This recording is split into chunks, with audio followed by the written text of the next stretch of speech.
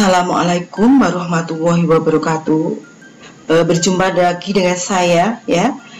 Saya guru IPA SMP Negeri 8 Salatiga, pengampu kelas 9 ya. Pada kesempatan kali ini saya akan langsung menjelaskan materi pelajaran ya. Kebetulan kemarin sudah saya jelaskan tentang materi-materi yang akan kalian pelajari selama 1 semester ini. Nah, untuk materi yang pertama yaitu reproduksi pada manusia ya. Ini adalah merupakan materi perdana dan kebetulan juga di pertemuan perdana juga dengan kelas 9, sehingga saya meminta dari awal kalau memang serius kalian pasti akan mencapai hasil yang maksimal. Jadi mohon sekali ya, tolong diperhatikan apa yang saya sampaikan, diperhatikan. Kalau memang nanti tidak jelas dan sebagainya bisa japri pada ibu ya. Langsung saja saya mulai ya. Reproduksi pada manusia, materi kurikulum 2013 kelas 9 SMP oleh saya Siti Umi Fitriah SPD MSI, guru SMP Negeri 8 Salatiga. Untuk kompetensi inti yaitu KI 1 itu sikap religius, itu menghargai menghayati ajaran agama yang dianut ya. Kemudian KI 2 menghargai menghayati perilaku jujur, disiplin, santun, percaya diri, peduli dan bertanggung jawab dalam berinteraksi secara efektif sesuai dengan perkembangan anak di lingkungan keluarga, sekolah, masyarakat dan lingkungan alam sekitar, bangsa, negara dan kawasan regional. KI 3 ini adalah pengetahuan ya yang harus dikuasai oleh siswa, dan KI 4 adalah keterampilan. Untuk kompetensi dasarnya adalah kompetensi dasar 3.1 yaitu menghubungkan sistem reproduksi pada manusia dan gangguan pada sistem reproduksi dengan penerapan pola hidup yang menunjang kesehatan reproduksi. Kemudian 4.1 yaitu menyajikan hasil penelusuran informasi dari berbagai sumber terkait kesehatan dan upaya pencegahan gangguan pada organ reproduksi. Untuk indikator pencapaian kompetensi ini sejalan juga dengan tujuan pembelajaran, yaitu antara lain dapat ini ya mendeskripsikan fase-fase pembelahan mitosis meiosis, menjelaskan ciri-ciri pembelahan mitosis meiosis dan sebagainya, termasuk di sini dalamnya adalah menjelaskan fungsi organ-organ penyusun sistem reproduksi pada laki-laki ataupun juga pada perempuan ya. Kemudian menjelaskan proses spermatogenesis, oogenesis, siklus menstruasi, proses kehamilan dan sebagainya. Tujuan pembelajaran seiring tadi dengan indikator pencapaian kompetensi ya, sama langsung kita menuju ke sistem reproduksi manusia. Bagian awal yang akan kita pelajari adalah pembelahan sel. Kita tahu kan tujuan reproduksi jelas ya, semua orang tahu, yaitu untuk mempertahankan keturunannya biar tidak punah ya. Kemudian untuk bisa bereproduksi harus punya apa? Harus punya alat reproduksi. Nah, alatnya apa? Yang dipunyai oleh laki-laki atau pria dan oleh wanita atau perempuan ya. Kemudian untuk bisa bereproduksi juga harus berproses. Karena apa? Harus menunggu sel telur ataupun sel sperma itu matang. Kalau dalam keadaan tidak matang tidak bisa bereproduksi atau tidak bisa menjadi zigot ya. Proses pembentukan atau matangnya sel kelamin ini ya, untuk sel telur namanya oogenesis ya, pembentukan sel telur sekaligus sampai sel telur itu siap dibuahi. Sedangkan pada sperma itu namanya spermatogenesis, pembentukan sperma sampai sperma siap membuahi ya. Kemudian bertemunya sperma dengan ovum namanya fertilisasi atau pembuahan. Nah, setelah bertemu menghasilkan zigot, zigot akan berkembang menjadi embrio, embrio akan berkembang menjadi janin, janin siap dilahirkan menjadi bayi ya, seperti itu.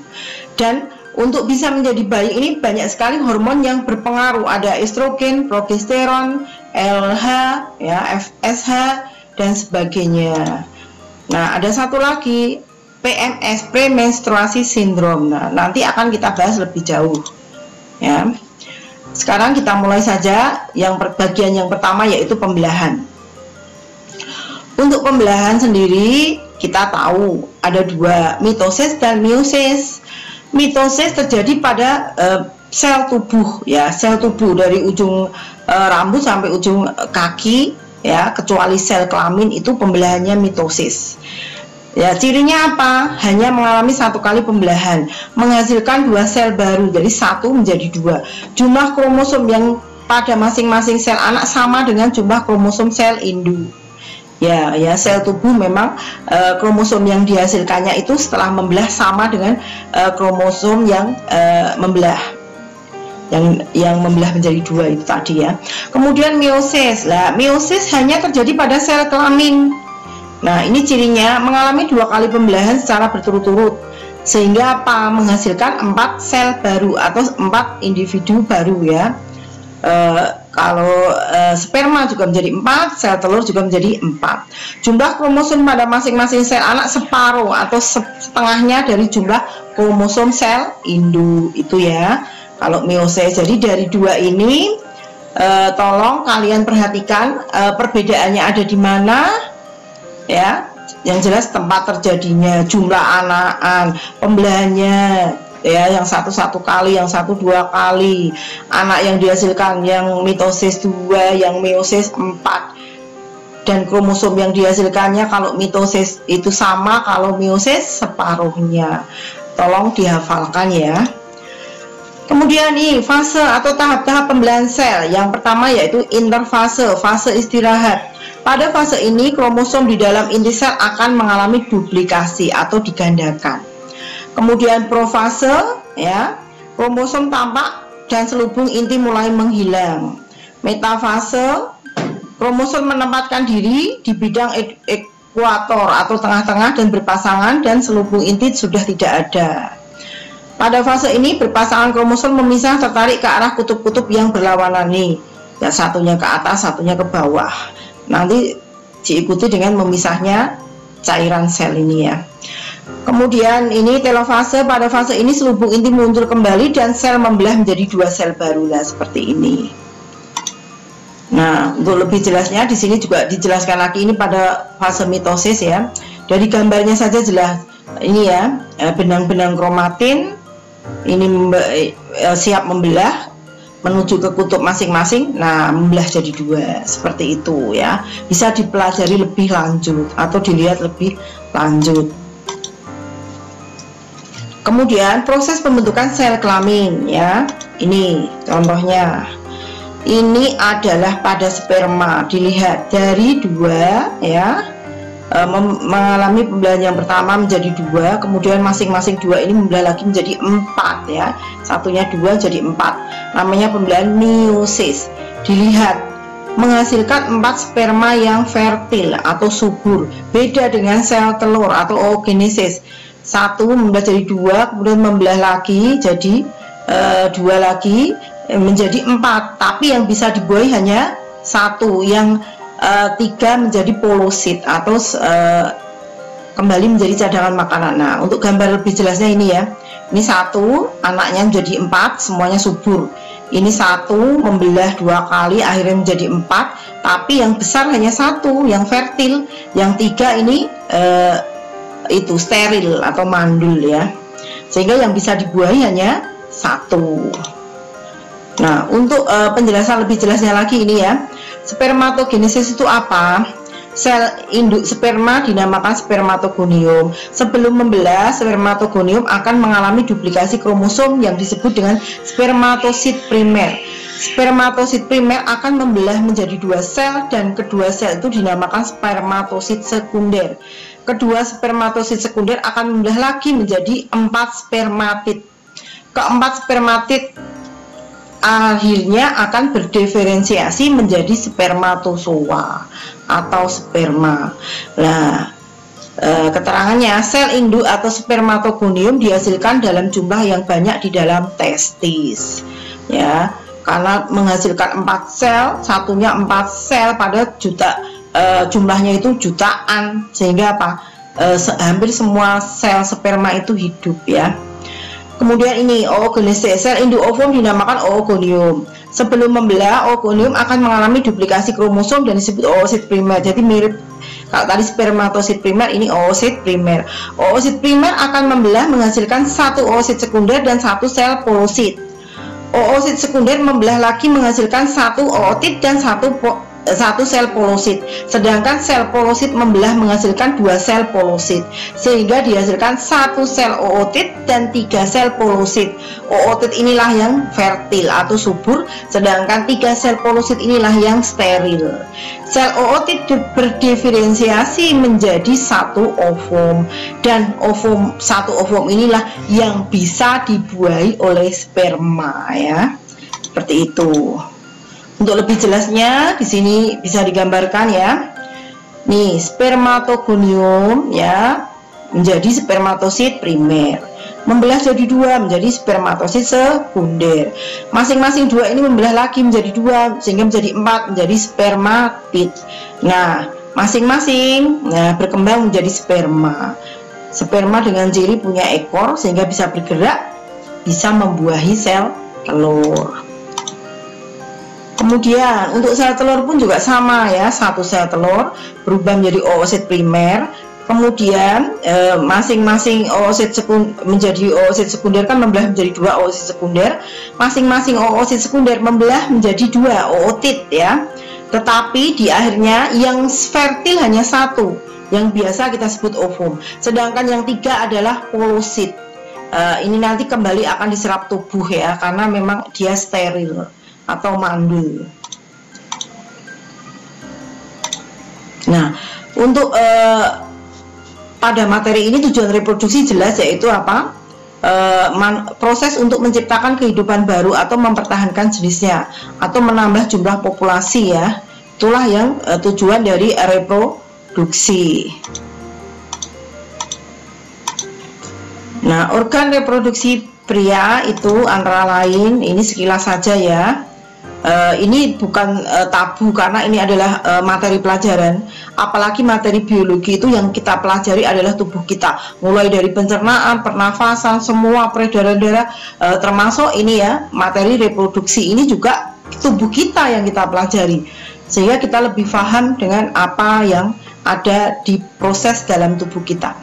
Ini, ya, untuk alat reproduksi pada pria ini testis, ya. Testis ini, ya, bentuknya seperti telur ini, ya. Ini penghasil sel kelamin jantan atau sperma.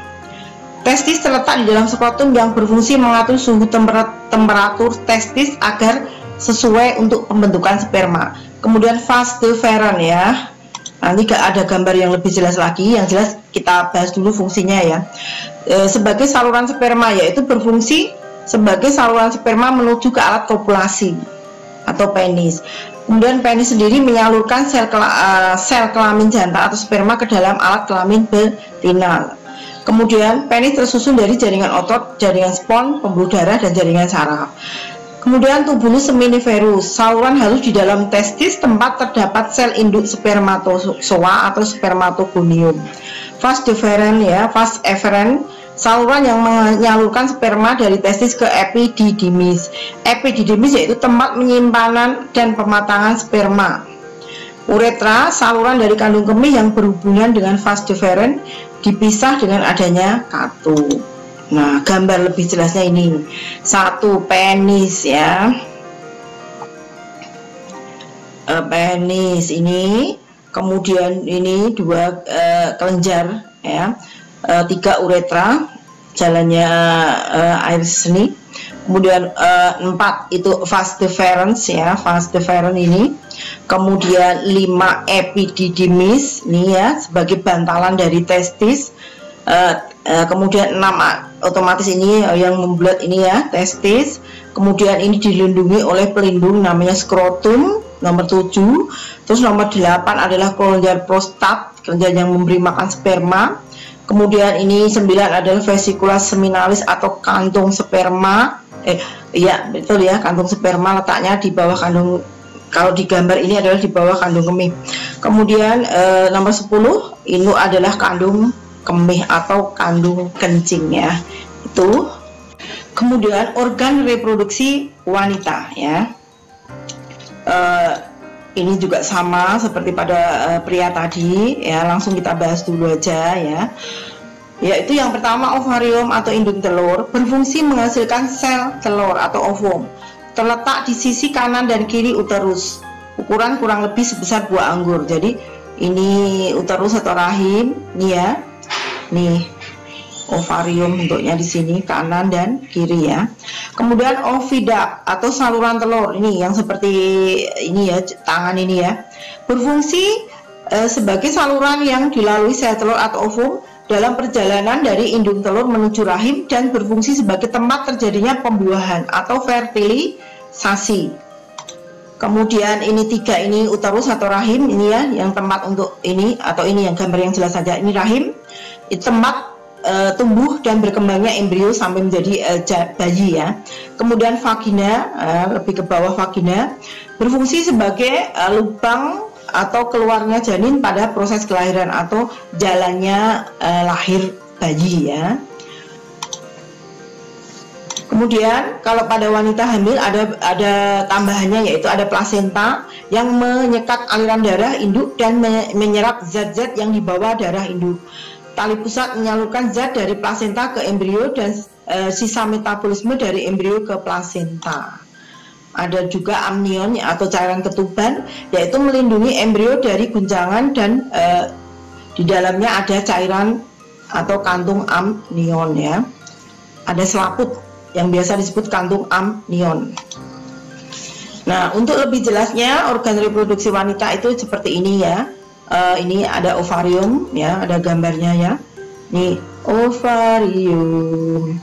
Kemudian fimbriae seperti tangan untuk menangkap telur yang sudah matang, tuba fallopi di sini, kemudian uterus di sini, rahim, cervix atau mulut rahim di sini, kemudian vagina. Nah ini ya, ini perbatasan lubang vagina dengan kulit luar ya, atau introitus vagina. Kemudian reproduksi wanita bagian dalam itu terdiri, tadi sudah dijelaskan ya. Ini adalah rahim atau uterus, ini adalah ovarium, ini adalah tuba fallopi atau saluran telur atau oviduct, sama tempat terjadinya fertilisasi, dan ini adalah vagina. Nah, sekarang ini kita bahas telur. Telur kita manusia itu ya mirip telur itu ya, ayam dan sebagainya ya. Ada kuning telur ya, ada lembaga, ada cangkang. Cuma cangkangnya karena kandungan kalsium kita tidak sebanyak makanan dari ayam dan sebagainya, sehingga cangkangnya itu kita tipis ya. Putih telur ya, ini ya, di sini putih telur. Kemudian ada tali kuning telur atau kalaza dan rongga udara nomor 5. Sedangkan sperma, kita lihat kepalanya, ada ekor, ada leher. Nah, ekornya panjang karena apa? Ekornya inilah sebagai alat kontraksi untuk dia bergerak ya. Nah, sekarang kita bahas fertilisasi atau bertemunya sel telur dan sel sperma. Ya, ini ya. Proses bertemunya atau peleburan sperma dengan sel telur dikenal dengan proses fertilisasi atau pembuahan, terjadi pada tuba fallopi atau saluran telur. Sperma ditampung dalam vagina, selanjutnya bergerak melalui uterus menuju oviduct atau saluran telur. Sementara itu umumnya hanya sebutir telur yang dihasilkan, sedangkan sperma yang ditampung berkisar antara 200 sampai 300 juta sel. Bayangkan aja, ini memerebutkan hanya satu telur ya. Dari sekian banyak sperma, hanya satu yang dapat membuahi sel telur. Setelah sebuah sperma dapat menembus permukaan luar sel telur saat proses fertilisasi, maka sel telur segera menyusun penghalang kimiawi. Akhirnya sel telur dilapisi oleh senyawa-senyawa tertentu, sehingga jutaan sperma yang lain tidak ikut membuahi sel telur tersebut. Jadi hanya satu yang bisa membuahi, karena itu tadi ada semacam penghalang kimiawi ya, yang bisa membuahi hanya satu. Kemudian sel telur itu berubah menjadi zigot. Nah, ringkasannya seperti ini ya. alat kelamin pada laki-laki, testis pada wanita ovarium, testis menghasilkan sperma, ovarium menghasilkan ovum, bertemu jadilah sigot ya. Dan ini kalau sel telur ada yang membuahi, itu akan ada janin ya, jadi sigot. Tapi kalau tidak, apa yang terjadi? Nah, akan ada ini, proses ini namanya menstruasi. Nah, ini setiap bulannya ketika menjelang itu ya, sel telur kita matang atau ovulasi, itu terjadi penebalan dinding rahim atau uterus. Nah, tujuannya apa? Penebalan dinding rahim ini menunggu calon individu baru yang telah dibuahi untuk bertempat tinggal di sini. Nah, tetapi bila tidak dibuahi, dinding rahim dan sel telur akan apa? Luruh dan menjadi darah. Namanya darah menstruasi. Nah, kita bahas menstruasi sekalian ya. Menstruasi atau haid.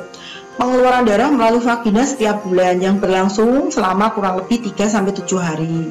Sel telur dilepaskan oleh indung telur, tidak bertemu dengan sperma, tidak terjadi pembuahan, bersama dengan lapisan dalam dinding rahim luruh dan keluar melalui lubang vagina. Keluarlah darah, namanya darah menstruasi. Jarak antara satu haid dengan haid berikutnya disebut siklus haid yang berlangsung kurang lebih 30 hari, antara 21 sampai 45 hari. Hal ini bisa terjadi karena apa? Karena pengaruh hormon estrogen dan progesteron.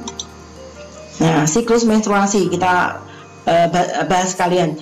Pada wanita dikenal dengan siklus menstruasi. Untuk mudahnya kita mulai pada waktu selaput lendir uterus sedang tipis dan tidak berfungsi. Kelenjar hipofisis mengeluarkan FSH, follicle stimulating hormone ya, hormon untuk merangsang, yang menyebabkan sebuah folikel atau kandung tumbuh dalam ovarium. Di dalam folikel ini sel telur berkembang. Telur dan folikel membesar dan pindah ke permukaan ovarium. Folikel mengeluarkan hormon estrogen yang menyebabkan selaput lendir uterus menebal dan menghambat kelenjar hipofisis mengeluarkan FSH. Kecuali itu, estrogen merangsang hipofisis mengeluarkan LH, luteinizing hormone, yang menyebabkan ovulasi. Jadi penyebab sel telur matang itu hormon LH ini ya. Folikel pecah, telur keluar dan masuk ke dalam oviduct ya, ditangkap oleh fimbriae tadi. Kemudian folikel berubah menjadi suatu badan yang disebut corpus luteum atau badan kuning. Corpus luteum mengeluarkan hormon progesteron yang mempercepat pertumbuhan kelenjar-kelenjar dan pembuluh darah pada selaput lendir uterus. Oleh sebab itu dinding uterus bisa menebal. Nah, untuk lebih jelas di sini ada gambarnya ya. Silahkan diperhatikan sendiri. Kemudian ini, bila pada waktu ovulasi folikel pecah, pembuatan estrogen terhenti.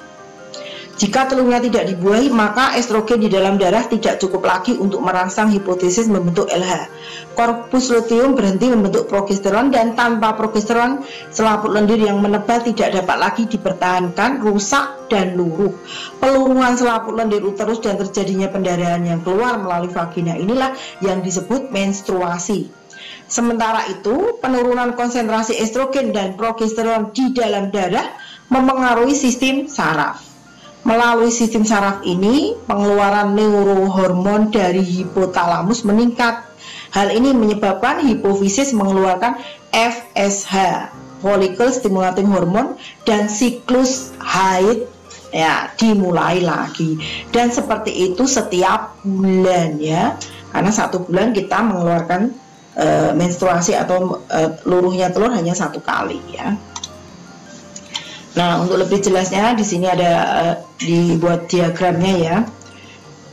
Ovarium ya, folikel ini memperbaiki dinding uterus, pengaruh oleh hormon estrogen, akhirnya apa? Folikel matang ya. Kemudian dikendalikan oleh hormon hipofisis, ini LH. Kalau ini tadi FSH ya, merangsang untuk melakukan ovulasi. Si corpus luteum kemudian apa? Dipengaruhi juga oleh progesteron, menyebabkan dinding rahim menebal untuk persiapan tidurnya sigot kalau menjadi calon janin ya. Seperti itu. Nah, ini grafik menstruasi atau kesuburan. Nah, bisa dilihat nih ya. Ini warna-warna sini adalah hormonnya, progesteron, LH, FSH dan oestradiol ya. Ini tadi. Nah, yang memacu ovulasi berarti hormon apa ini? Yang warna hijau LH ya. Kemudian yang berwarna merah ini ya, folikel stimulat ini merangsang ya, yaitu apa, dinding rahim untuk menebal dan sebagainya. Untuk selanjutnya bisa dipelajari di buku paket juga ada ya. Sementara kita lanjutkan dulu masa perkembangan embrio ya. Seorang wanita yang sudah berusia kira-kira 10-13 tahun dapat di tubuhnya disebut di dalam tubuhnya dihasilkan hormon estrogen. Hormon ini berperan memacu ovarium untuk menghasilkan sel telur. Kurang lebih 400 sampai 450 buah pada ovarium kanan dan kiri. Selanjutnya akan dikeluarkan 1 buah setiap bulan. Peristiwa ini disebut ovulasi. Kemudian melalui saluran telur menuju rahim dan menempel atau implantasi pada dinding rahim atau endometrium selama 1 minggu yang disebut dengan nidasi.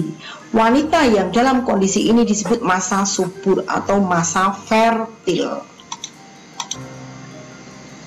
Bila dalam 1 minggu tersebut tidak ada sel sperma yang membuahi, maka telur akan mati disertai luruh atau hancurnya dinding endometrium pada uterus ya, dan keluar dalam bentuk darah ke vagina. Peristiwa ini disebut menstruasi. Sel telur yang dibuahi akan berkembang menjadi zigot. Selanjutnya zigot menuju rahim dan menempel pada dan menetap dalam dinding endometrium di rahim atau di uterus. Zigot kemudian membelah secara terus-menerus dari 2 menjadi 4, 8, 16, 32 dan seterusnya sampai menjadi embrio.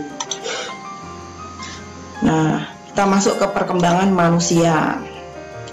Alat perkembangan manusia lebih lengkap, lebih kompleks dibanding makhluk lain, jelas ya. Fertilisasinya terjadi dalam tubuh, yaitu pada umumnya terjadi pada saluran telur atau ovidak atau tuba Fallopi. Embrio berkembang di dalam rahim induk wanita selama kurang lebih 280 hari atau 9 bulan 10 hari yang disebut masa kehamilan.